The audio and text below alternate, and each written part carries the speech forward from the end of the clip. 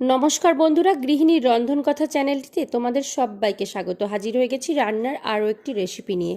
তো আজ আমরা বানিয়েছি নিরামিষ ফুলকপির ডালনা।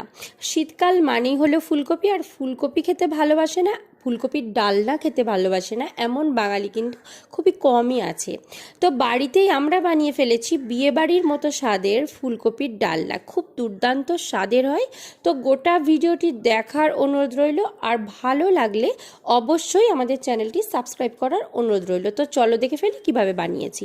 তো দেখো, এখানে আলু আমরা কেটে নিয়েছি। তো আলুগুলো একটু মাঝারি সাইজ করে কেটে নিয়েছি, আমি ভালোভাবে দেখিয়ে দিচ্ছি। তো আর এখানে কেটে রেখেছি ফুলকপি, একদম ফ্রেশ শীতের ফুলকপি। দেখো, একদম মাঝারি সাইজ করে কেটে রেখেছি, খুব ছোটও নয় খুব বড়ও নয়। আর রেখেছি এখানে ধনে পাতা, আর এখানে আছে টমেটো। একটি টমেটো লাগবে, টমেটোটাকে 4 ফালা করে এখানে রেখেছি। আর এখানে রেখেছি মটরশুঁটি। তো এখন শীতে নতুন মটরশুঁটি উঠছে, তো রেখেছি মটরশুঁটি। তো চলো দেখো, মা এখানে কড়াই গ্যাস অন করে একটু বসিয়ে দিয়েছে, আর দিয়ে দিয়েছে তেল, পরিমাণ মতো তেল। তেল এসে গেলে ফার্স্টে যেটা করতে হবে, ফুলকপিগুলো তেলে দিয়ে দিতে হবে। তো দেখো, মা তেলের ফুলকপিগুলো দিয়ে দিয়েছে। তো ফুলকপিগুলো একটু ভালোভাবে নাড়াচাড়া করে নিতে হবে। তারপরে চাপা দিয়ে দিয়ে ফুলকপিগুলো ভালোভাবে একটু ভেজে নিতে হবে। তো এখন যেহেতু নতুন ফুলকপি উঠছে, তো ফুলকপির স্বাদটা এখন খেতে দারুণ লাগে। তো দেখো, একটু চাপা দিয়ে দিয়ে ফুলকপিগুলো ভাজতে হবে।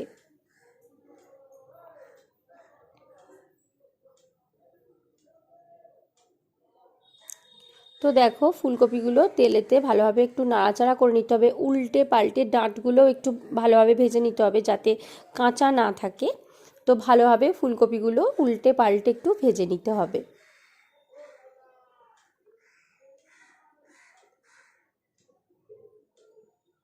তো দেখো, ফুলকপিগুলো ভাজা ভাজা হয়ে আসছে। ভাজা হয়ে গেলে একটি জায়গায় দেখো মা তুলে নিচ্ছে। ভাজা হয়ে গেছে, একটা জায়গায় তুলে নিতে হবে। তো গোটা ভিডিওটি দেখতে থাকো।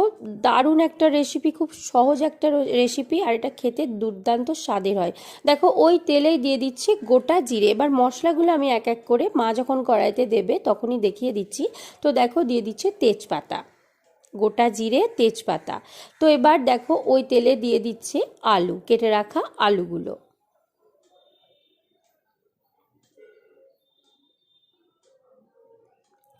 কেটে রাখা আলুগুলো একটু নাড়াচাড়া করে নিতে হবে। তো দেখো, লাল লাল করে একটু ভেজে নিতে হবে। তো আলুগুলো দিয়ে একটু চাপা দিয়ে দিয়ে করতে হবে। তো এগুলো আমরা যেহেতু চন্দ্রমুখী আলু এখানে ব্যবহার করছি, তো নাড়াচাড়া করতে করতেই অনেকটা সিদ্ধ সিদ্ধ হয়ে যায়, হালকা সিদ্ধ হয়ে যায়। তো দেখো, এবার দিয়ে দিচ্ছে টমেটো। আলুগুলো ভাজা ভাজা হয়ে গেলে দেখো দিয়ে দিল টমেটো। টমেটো দিয়েও একটু নাড়াচাড়া করে নিতে হবে। এবার দিয়ে দিতে হবে আদা বাটা। আদা বাটা দিচ্ছে 1.5 চামচ মতো, 1 চামচ দিয়ে আর একটু অল্প করে দিলেই হবে। গোটাগুটি 2 চামচ দেবার প্রয়োজন নেই। তো 1.5 চামচ মতো আদা বাটা এখানে দিয়ে মা ভালোভাবে আলুগুলো আবার একটু নাড়াচাড়া করে নিচ্ছে। তো দেখতে থাকো গোটা ভিডিওটা, আশা করি তোমাদের ভালো লাগবে। অবশ্যই বাড়িতে ট্রাই করো, এটা দারুণ খেতে লাগে। তো দেখো, এবার দিয়ে দিচ্ছে হলুদ গুঁড়ো, আর পরিমাণ মতো কাশ্মীরি রেড মির্চি, চিনি। চিনি এখানে দিচ্ছে 4 চামচ মতো।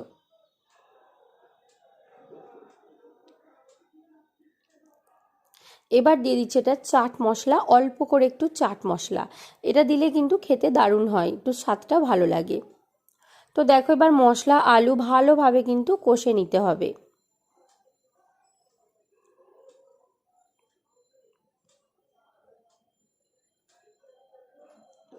এবার দিয়ে দিচ্ছে হিং, অল্প করে একটু হিং দিয়ে দিচ্ছে। এবার খুব ভালোভাবে মশলা সহ আলু ভালো করে কষে নিতে হবে। দেখো, দারুণ লাগছে দেখতে। মশলা থেকে দেখো তেলটা আলাদা হয়ে গেলে বুঝতে হবে কষা হয়ে গেছে। তো এবার মা এখানে অ্যাড করে দিচ্ছে জল। তো একটা ছোট স্টিলের মগের এখানে 1 থেকে 1.5 মগ মতো জল একটু মাখো মাখো তরকারিটা হবে। তো মা এখানে জল অ্যাড করে দিল, এবার ভালোভাবে মিক্স করে নিচ্ছে। খুব একটা ঝোলও হবে না আর একটু মাখো মাখো হবে। তো এটা দারুণ খেতে লাগে, অবশ্যই বাড়িতে ট্রাই করো। তো ফুলকপি খেতে ভালোবাসে না এমন এমন বাঙালি কিন্তু খুব কমই আছে, ফুলকপি খেতে আমরা সবাই ভালোবাসি। তো এবার অ্যাড করে দিচ্ছে ছাড়িয়ে রাখা মটরশুঁটিগুলো। আর তার সঙ্গে যদি মটরশুঁটি থাকে তো এর স্বাদটা একদম পাল্টে যায়। এবার দিয়ে দিচ্ছে পরিমাণ মতো লবণ, লবণটা অবশ্যই স্বাদ মতো। তো একবার দেখে নিতে হবে লবণটা ঠিক হয়েছে কিনা, চেখে দেখে নিতে হবে নুন মিষ্টিটা ঠিক আছে কিনা। তো এবার চাপা দিয়ে দিতে হবে, মিনিট 5-7 মতো একটু চাপা দিয়ে রাখতে হবে, তো যাতে আলুগুলো সিদ্ধ হয়ে যায়। তো এখনও কপিগুলো অ্যাড করা হয়নি। তো দেখো দেখিয়ে দিচ্ছে মা, আলুগুলো এখানে সিদ্ধ হয়ে গেছে, নরম হয়ে গেছে আলুগুলো, আর এখনও অনেকটাই জল জল পাড়া রয়েছে। তো দেখো তরকারির রঙটাই দারুণ দেখতে লাগছে, তো পুরো চেঞ্জ হয়ে গেছে। এবার ভেজে রাখা ফুলকপিগুলো ঝোলের মধ্যে অ্যাড করে দিল।